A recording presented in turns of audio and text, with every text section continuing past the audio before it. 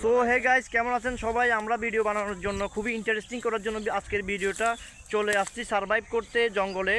তো দেখতে পাচ্ছেন আমার সঙ্গে আমার বড় ভাই ইকবাল আছে এবং দেখেন উনি অনেক পরিশ্রম করেছে, ওনার জামা কাপড় অনেক কাদা রয়েছে।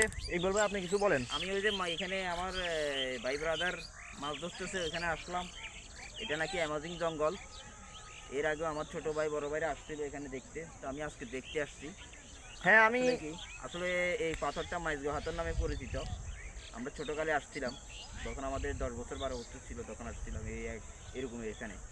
কিন্তু এরপরে আর আসা হয় নাই, শখ করে আজকে আসলাম। অনেক ভালো লাগলো, মাছ ধরতেছে এখানে, অনেকগুলো মাছ পাইছি আমরা আজকে। তো এটাকে আমরা নাম দিয়েছি অ্যামাজিং জঙ্গল। সো আমরা আগেও এই নিয়ে একটা ভিডিও পাবলিশ করেছি, আপনারা দেখতে পারেন। তো আমরা এখন গভীর জঙ্গলের ভিতরে চলে আসছি। অনেক জঙ্গল দেখতে পাচ্ছেন, অনেক ভয়ানক এই জায়গাগুলো, অনেক ভয়ানক, খুবই ভয়ানক। দেখতে পাচ্ছেন চারপাশে কোনো গাছপালা, রাস্তাঘাট বা কোনো মানুষের বাসস্থান নেই।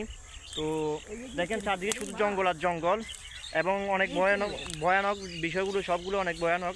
এখানে হিংস্র জীবজন্তু না না এখানে অনেক ভয়ানক জীবজন্তুর বসবাস। সাপ আছে, কচ্ছপ, সবই আছে এখানে মোটামুটি। জিন ভূত সব কিছু। হ্যাঁ হ্যাঁ, এখানে সব কিছুই আছে, সবই ভয়ানক। এবং কি এখানে এই সুন্দরবনের মতো বাঘও দেখা যায় মাঝে মাঝে, ওইটা ওই স্বপ্নে দেখা যায় আর কি, স্বপ্নে দেখা যায়। হ্যাঁ, তো দেখতে পাচ্ছেন অনেক পাখির ডাক কিচিরমিচির করতেছে।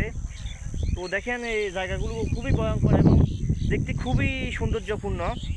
তো সব মিলে খুবই সুন্দর একটা এক্সপিরিয়েন্স আমাদের।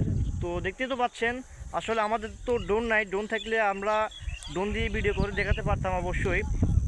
তো জায়গাটা খুবই ভয়ঙ্কর এবং খুবই অদ্ভুত ভাই। এখানে কোনো রাস্তা নাই, কোনো ঘাট নাই। আমরা বাড়ি থেকে প্রায় অনেক অনেক ভিতরে চলে আসছি, অনেক ভিতরে। তো আজকের ভিডিওটা এই পর্যন্তই, দেখা হচ্ছে পরবর্তী ভিডিওতে।